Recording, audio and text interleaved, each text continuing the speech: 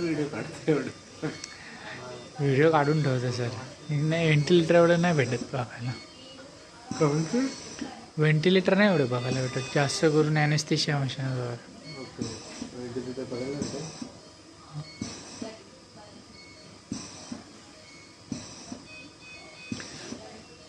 ते सेल नाही करत तर त्याचं EMC पण आपण AMC CMC मध्ये पण नाही घेत ना मग.